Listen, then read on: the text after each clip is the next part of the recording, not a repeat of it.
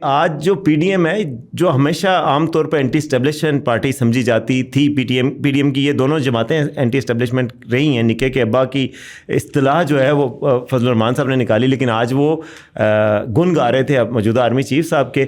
और मरीम नवाज साहिबा ने जो मोबाइल का कवर पकड़ा हुआ था ना, वो मिलिट्री जो कैमोफ्लेज होता है, उनके अपने भी येलो कलर के कपड़े थे, उसी हिसाब से वो मिलता हुआ था। तो थोड़ा सा मुझे ये लगा कि ये वक्त कैसे बदलता है।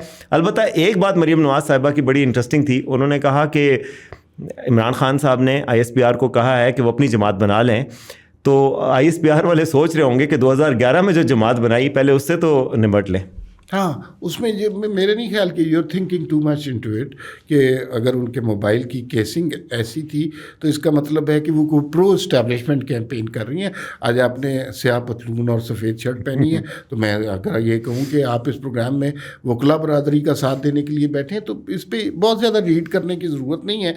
लेकिन चलें ठीक है, आप कहते हैं तो नहीं रीड करते। हाँ, वो मतलब एक मोबाइल की केसिंग से अगर आप इतने बड़े सियासी नताइज अख्ज़ कर रहे हैं, तो मेरे ख्याल में कुछ और काम करना चाहिए।